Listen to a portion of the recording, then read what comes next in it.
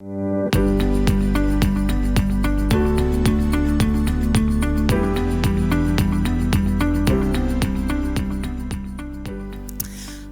à tous, je suis Virginie Anfa et je suis très heureuse de vous retrouver aujourd'hui pour ce nouveau temps d'enseignement qui s'intitule « Positionner dans le monde ».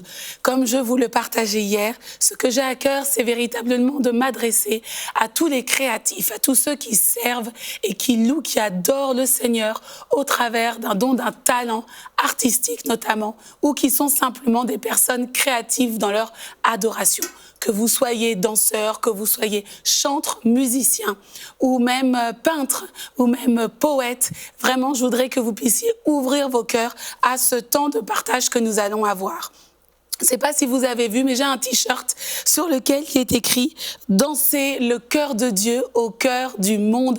Effectivement, parce qu'aujourd'hui, j'aimerais que chacun nous puissions réaliser à quel point il est important de nous consacrer, peu importe la façon dont nous servons le Seigneur, mais en tout cas, cette dimension de consécration est importante parce qu'aujourd'hui, le temps est court, le Seigneur revient et il veut que nous, au travers de ces dons artistiques que nous avons reçus, que nous puissions exposer Christ justement dans le monde.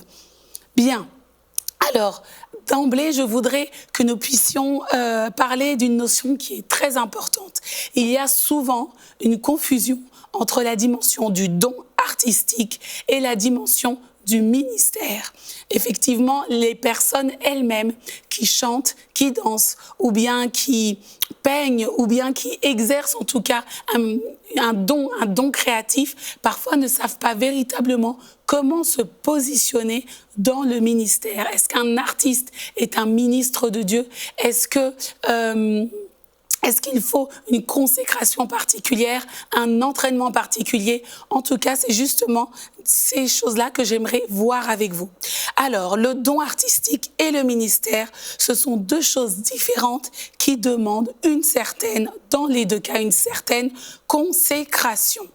Alors, vous allez voir effectivement que la dimension de consécration implique une mort à nous-mêmes. Il y a un coût dans la consécration. Peu importe le type de consécration, tout demande un prix à payer en termes de temps, en termes d'énergie, en termes d'argent, par exemple. Un très grand joueur de piano, une personne, vraiment un musicien qui exerce son don au niveau du piano à un niveau extrêmement élevé, cela lui demande du temps d'exercice et certainement depuis son plus jeune âge, certainement depuis petit, il exerce ce don, il fait ses gammes de façon très assidue, de façon très disciplinée et cela depuis très très très longtemps. Il a certainement dû renoncer à certains plaisirs de la vie, entre guillemets, c'est-à-dire que lorsque certains enfants allaient jouer, lorsque certains enfants jouaient aux jeux vidéo, par exemple, lorsque d'autres allaient à des anniversaires, peut-être que lui disait non, eh bien moi je dois travailler mon don, je dois travailler mon art, je dois travailler mon instrument qui est le piano parce que j'ai justement une ambition élevée et surtout je discerne que j'ai du talent et que je dois maximiser là-dedans. C'est une certaine consécration. Et vous savez que le Seigneur à nous aussi nous demande une consécration particulière en termes de consécration spirituelle de nos vies. Alors j'aimerais dans tous les cas vous éveiller sur une chose, c'est que dans tous les cas véritablement il est important de ne pas se tromper de consécration et c'est important de pouvoir discerner laquelle nous choisissons. Première chose, il y a une consécration qui en réalité va particulièrement nourrir notre chair. Elle va nous servir nous-mêmes et rien que nous-mêmes. C'est-à-dire que le focus sur lequel nous allons positionner notre consécration a beaucoup d'importance et beaucoup d'impact.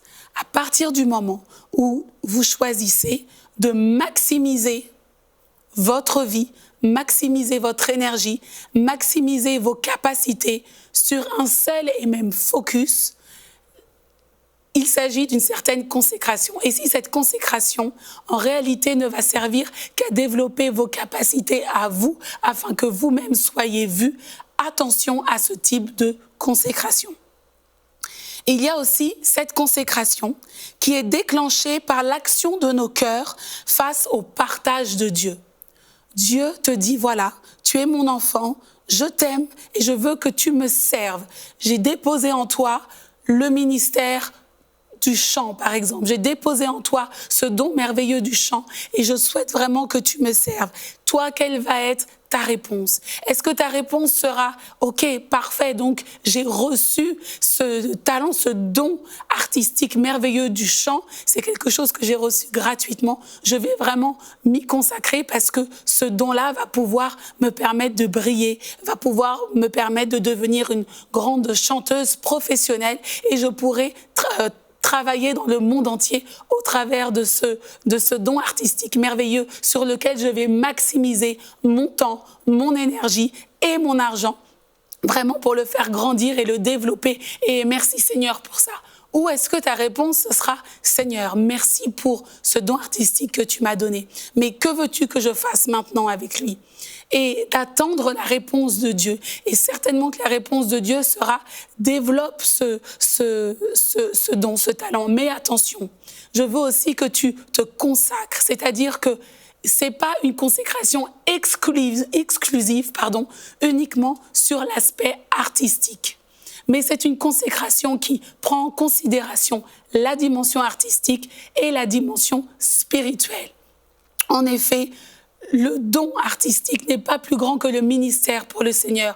Parce que véritablement, ce qui importe à notre Dieu, c'est que des vies soient touchées, que des vies soient restaurées, que des vies soient transformées et que ce don artistique et que cette créativité qu'il a mis entre tes mains puisse le servir afin que lui-même puisse se glorifier au travers de toi. Voilà, c'est important. On va lire Romains 12, versets 1 et 2. « Je vous exhorte donc, frères, par les compassions de Dieu, à offrir vos corps comme un sacrifice vivant. » Nos corps, effectivement, nous tous nous servons aussi le Seigneur au travers de notre corps. Notre corps est vraiment ce véhicule avec lequel nous allons pouvoir utiliser dans nos divers domaines d'expertise. Et c'est important de réaliser que Dieu nous parle d'offrir nos corps en sacrifice vivant, saint, agréable à Dieu. Ce qui sera de votre part un culte raisonnable. C'est fort. Cette consécration de nos corps, de notre être tout entier, entendez-le comme notre être tout entier, doit être un sacrifice vivant, un sacrifice joyeux, un sacrifice merveilleux, un sacrifice qui sent bon la vie de Dieu, pas un sacrifice religieux, figé, morne, mort, non. Il s'agit d'un sacrifice vivant, saint, exempt de toute souillure. Il s'agit de nos cœurs, il s'agit de nos pensées, il s'agit de la façon dont nous vivons. Agréable à Dieu, agréable à Dieu. Ça, c'est vraiment le fruit de ce sacrifice vivant et saint, comme un parfum agréable à Dieu.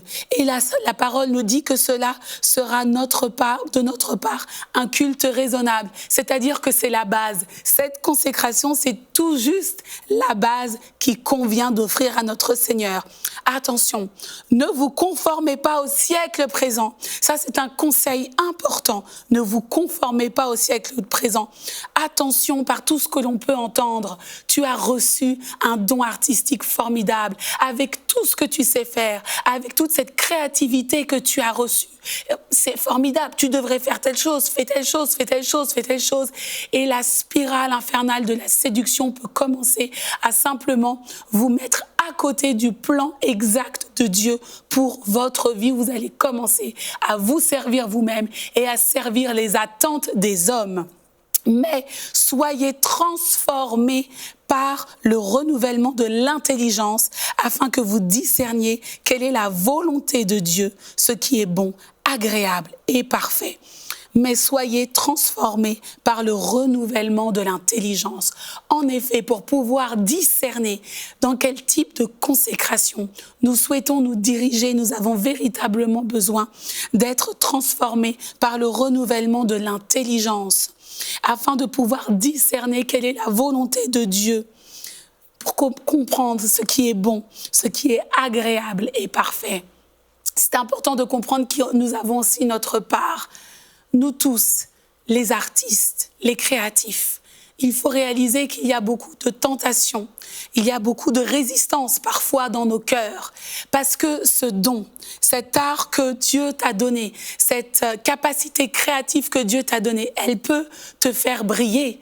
Mais parfois, elle te fait briller que toi seul et tu oublies la part que tu dois donner à Dieu et surtout la volonté de Dieu. Mais pour ça, il faut que nous-mêmes nous ayons discerné que nous avons besoin d'être transformés par le renouvellement de l'intelligence.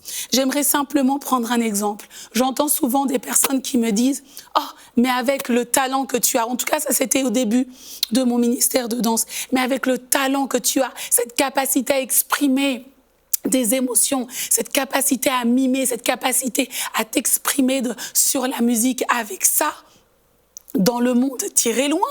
Avec ça, tu serais déjà dans toutes les comédies musicales possibles. Et vraiment, tu devrais peut-être voir si finalement ton appel, ça serait pas d'aller, d'être complètement dans le monde et puis de témoigner de Dieu dans le monde.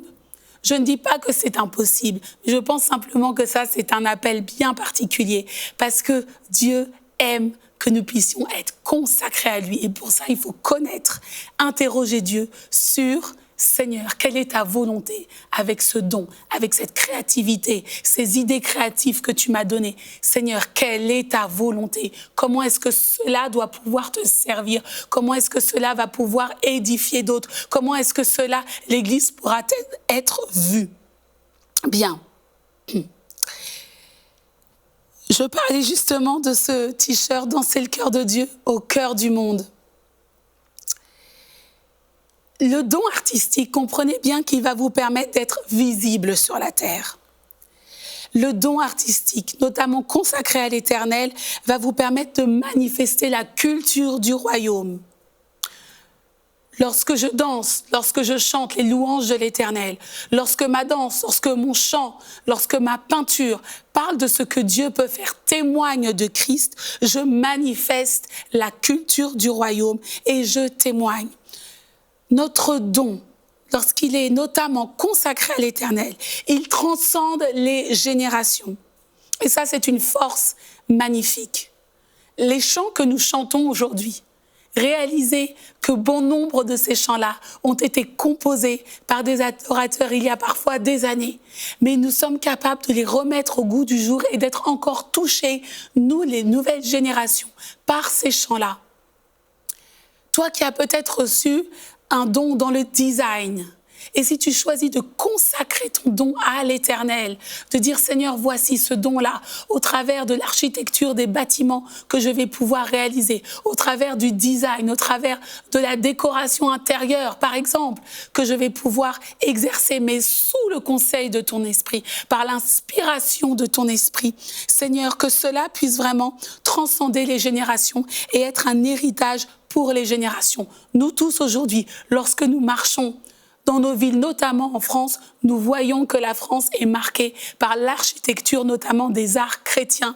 Toutes ces cathédrales, toutes ces églises ont réussi à transcender les siècles et continuent à dire que oui, il y a eu des hommes, il y a eu des femmes qui ont consacré leur art, qui ont consacré du temps à pouvoir ériger des bâtisses pour se retrouver dans un sanctuaire pour prier Dieu.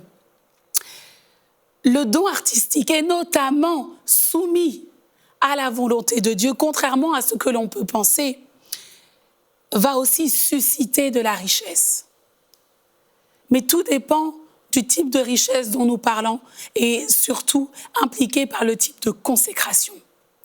Si ce don artistique que tu as reçu de Dieu, tu décides de l'utiliser uniquement pour ta propre gloire et que ton focus sera uniquement de gagner de l'argent avec, alors que tu sais qu'il appartient à ton Seigneur et que Dieu t'a déjà parlé sur ce don artistique le concernant, eh bien c'est toi que tu enrichis. Il y a quelque chose que tu voles aussi à Dieu. C'est important de réaliser que même dans cette dimension du ministère qui est parfois méprisée par certains, Dieu saura toujours non seulement pourvoir à tes besoins, mais la dimension de richesse dans le cœur de Dieu est bien plus grande et bien plus élevée que la simple dimension d'argent.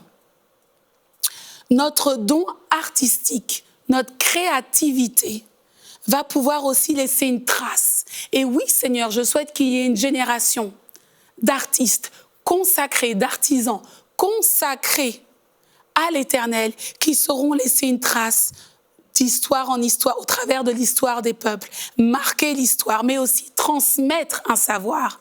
Ne serait-ce pas merveilleux si aujourd'hui, les chantres, les musiciens consacrés à l'Éternel puissent générer des méthodes de chant, des façons de jouer, ça existe déjà, et pouvoir les transmettre à d'autres, qui vont les transmettre à d'autres, et tout cela inspiré par le Saint-Esprit.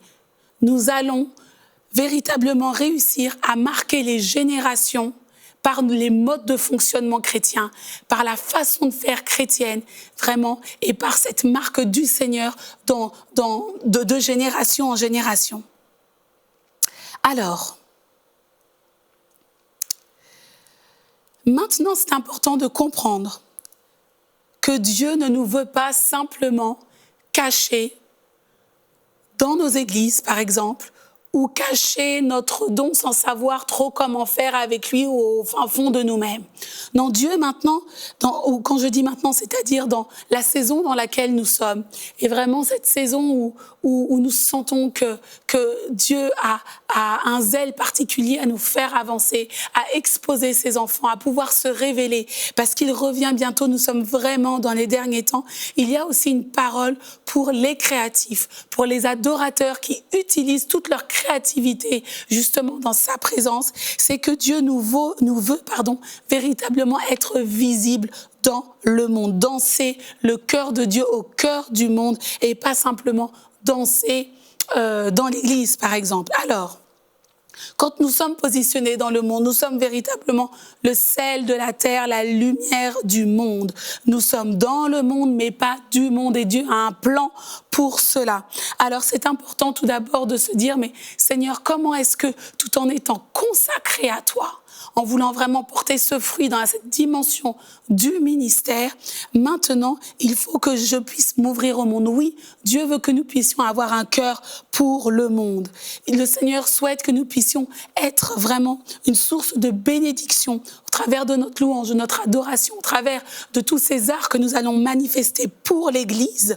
Mais il ne faut pas que cela devienne un lieu caché pour nous, un lieu où nous sommes rassurés parce que nos dons, nos talents vont pouvoir se libérer, certes, mais ne pas trop souffrir du regard des autres. Il faut que nous puissions décloisonner notre mentalité de la peur du monde, parce que si nous sommes véritablement consacrés, si nous avons fait le choix de cette consécration, selon le cœur de Dieu, alors nous venons dans le monde forts de Dieu et non pas forts de nous. Alors c'est important de vraiment faire ce point dans notre esprit, en comprenant bien que quand Dieu nous place dans le monde, il nous place dans le monde avec son identité, il nous place dans le monde avec le cœur chargé de lui, et il ne s'agit pas de nous placer dans le monde pour faire comme le monde, faire à la manière du monde. Non, nous sommes dans le monde, mais pour faire à la manière du royaume, et continuer à être ces ambassadeurs du royaume. J'aimerais que nous puissions lire Acte 2 à partir du verset 17. Dans les derniers jours, nous sommes dans les derniers jours, dit Dieu, je répandrai de mon esprit sur toute chair. Vos fils et vos filles prophétiseront. Vos jeunes gens auront des visions et vos vieillards auront des songes. Oui, sur mes serviteurs et mes servantes, dans ces jours-là, je répandrai de mon esprit et ils prophétiseront. Première chose, dans quelle saison sommes-nous? Je disais à l'instant, nous sommes véritablement plantés dans les derniers temps. C'est important. Ne soyons pas décalés avec la saison dans laquelle nous sommes. Soyons véritablement ces adorateurs, ces créatifs, ces chantres, ces musiciens plantés dans la saison dans laquelle nous sommes véritablement. Seigneur, parle-nous des derniers temps. Parle-nous de notre positionnement. Seigneur, dis-nous ce dont tu as besoin que nous manifestions, nous qui t'adorons au travers du mouvement, au travers de la danse, au travers du chant, au travers de la peinture. Quel est l'appel des créatifs pour la saison dans laquelle nous sommes? Parce que je crois véritablement que c'est notre saison.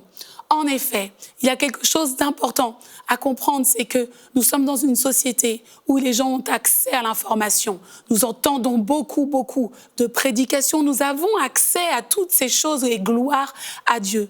Mais n'avez-vous pas remarqué que à force d'être tellement sous cette puissance d'information, que ce soit sur nos portables, à la télé ou ailleurs, parfois les gens ont même du mal à entendre, les gens ont même du mal à écouter, les gens ont même du mal à comprendre. Et je pense véritablement que les arts créatifs, mais dans une dimension prophétique, c'est-à-dire parlant de Dieu, parlant de ce que Dieu dit sur l'instant. Et pour ça, il faut une véritable consécration à l'Éternel. Oui, ces arts-là, Dieu va pouvoir véritablement s'en saisir afin de parler de lui et de se manifester au travers de nous, afin de toucher des cœurs. Le temps est court et il répand de son esprit sur toute chair, afin que tu prophétises, afin que tu serves, afin que tu touches, afin que tu bouleverses justement le monde au travers de ce que tu as reçu. Aujourd'hui, ma prière, c'est que tu comprennes que simplement avoir un don artistique ne suffit pas. Il te faut consacrer ce don-là. Consacrer, c'est à la fois avoir cette exigence, oui, de manifester une certaine excellence dans ta créativité, dans ce que tu as reçu, mais aussi cette exigence du cœur dans la consécration, notamment spirituelle. Seigneur, nos cœurs doivent être consacrés à toi. Lorsque Dieu va prendre acte de cette consécration, du fait que tu désires dédier ce que tu as reçu, dédier cet art, dédier ce talent, dédier ce chant, dédier cette musique, dédier cette danse, Dieu va prendre acte et va vouloir s'en saisir afin de t'utiliser. Et il va t'utiliser dans les derniers temps. C'est la saison notamment dans le monde. Il va se révéler au travers de toi, parce que tu auras compris cette dimension de consécration et que tu n'iras pas dans le monde avec l'esprit du monde, tu n'iras pas dans le monde avec le cœur du monde, tu n'essayeras pas d'être ce chrétien qui essaye de témoigner de Dieu mais qui fait tout comme le monde. Non, tu seras cet ambassadeur de Christ dans le monde, le sel de la terre et la lumière.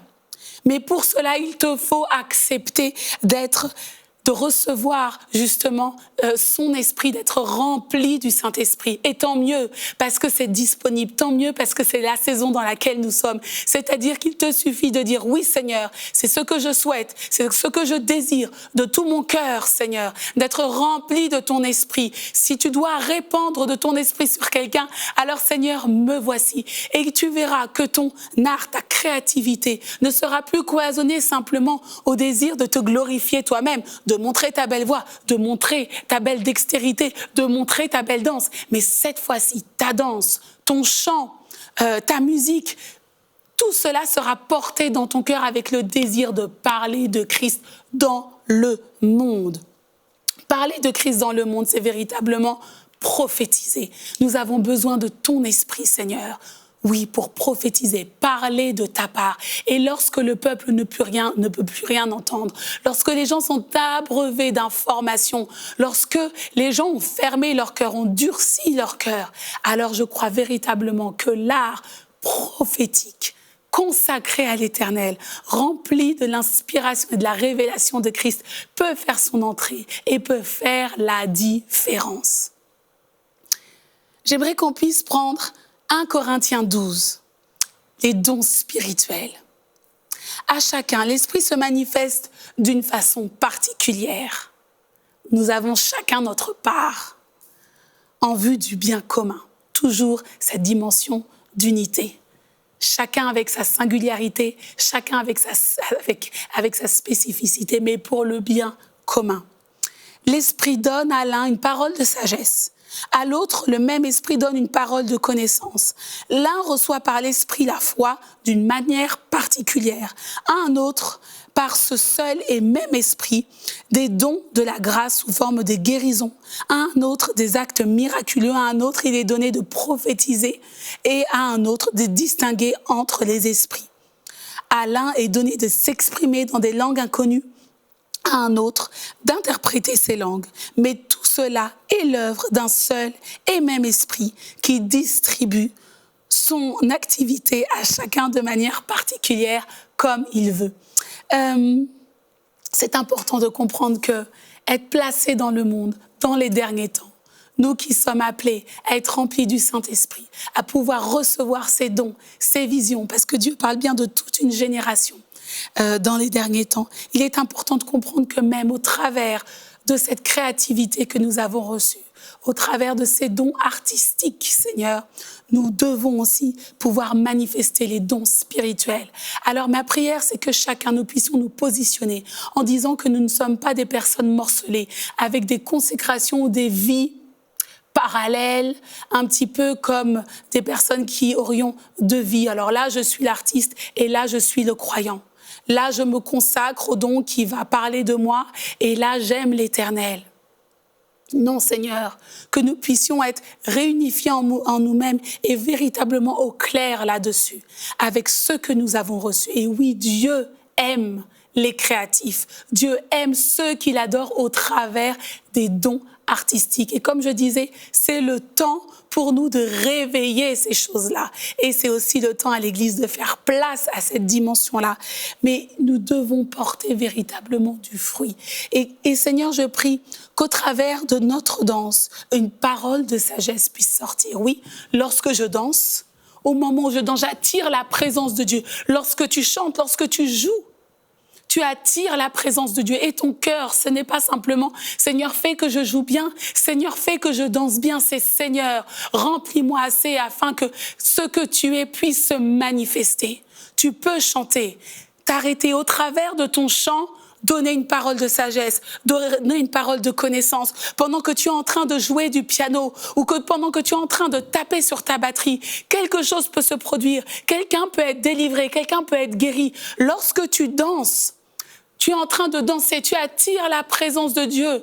Le peuple rentre dans sa présence. Et durant que tu danses, tu peux imposer les mains sur une personne malade et la personne est guérie. Ou prophétiser, dire quelque chose de la part de Dieu. Oui, Seigneur.